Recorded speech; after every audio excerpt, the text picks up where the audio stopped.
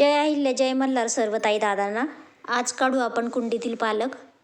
Terrace गार्डनवर कुंडीमध्ये मी पालकाच्या बिया लावल्या होत्या. खूप छान पालक आलाय आता, पण त्याला मी कुठल्याही प्रकारचं खत वापरलेलं नाही, त्यामुळे त्याची थोडीशी पानं आता किडायला लागली आहे. पालक तसा खूप छान दिसतोय हिरवागार, म्हणूनच मी आज मोठी मोठी पाने काढून घेत आहे आणि त्याच पालकाची भाजी बनवणार आहे. खरं तर पालकाची भाजी जास्त कोणाला आवडत नाही, म्हणून मी आज पालक पनीर बनवणार आहे. अगदी कमी साहित्यात आणि घरी असलेल्या साहित्यातच होती ही भाजी. त्यासाठी फक्त आपल्याला 2 टोमॅटो लागणारे, हिरव्या मिरच्या, लसूण आणि अद्रक लागणारे आणि चवीनुसार मीठ. सुरुवातीला मी कढईमध्ये तेल घालून पनीरचे काप तळून घेतलेत.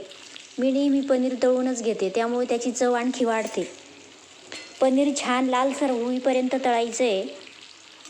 पनीर अगदी लाल खरपूस होईपर्यंत तळून घेतलं आहे.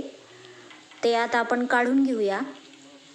तळण्यासाठी थोडंसं तेल जास्तच वापरायचं आहे, म्हणजे पनीर आपलं कढईला चिटकत नाही. आणि त्याचबरोबर मी हिरव्या मिरचीची पेस्ट करून घेतली आहे, लसूण आल्याचीही पेस्ट करून घेतली. आता या तेलामध्ये थोडेसे जिरे घालायचे आहेत. जिरे चांगले तळले की लसूण आल्याची पेस्ट घालायची आहे. त्यातच आता हिरव्या मिरचीची पेस्ट घालायची आहे. हे सर्व मिश्रण एकजीव करून चांगलं परतून घ्यायचं आहे. सुरुवातीला आपण तेल घालताना त्याचबरोबर आपण बटर किंवा घरगुती तूप घातलं तरी चालेल, त्यामुळे भाजीची चव आणखी वाढते. आता हे मिरचीची पेस्ट आणि लसूण चांगलं तळलं आहे.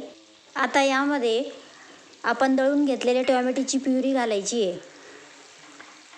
हे सर्व मिश्रण चांगलं परतू द्यायचं आहे. आपला टोमॅटो चांगला शिजला पाहिजे. आता याला तेल सुटायला लागलं आहे. मी यामध्ये 1 चमचा तूप घातलं आहे. खूप छान होते भाजी आणि अगदी कमी वेळ लागतो. भाजीला छान तेल सुटलं आहे. आता हा मसाला परतल्यानंतर यामध्ये आपण मिक्सरवर फिरून घेतलेला पालक घालायचा आहे.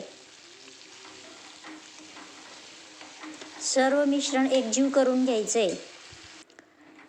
छान एकजीव झाल्यानंतर आपल्याला हवे असल्यास पातळ करायची असेल तर थोडंसं पाणी घालायचं आहे किंवा घट्टही ठेवू शकतो. आता याला उकळी आली की यामध्ये पनीरचे काप घालायचे आणि चवीनुसार मीठ घालायचं आहे. पनीर घातल्यानंतर 5 ते 7 मिनटं भाजी चांगली उकळू द्यायची. अगदी कमी वेळात होणारी भाजी आणि कमी साहित्यात होणारी भाजी. ही भाजी पोळीबरोबर, भाकरीबरोबर किंवा भाताबरोबर खाऊ शकतात. धन्यवाद.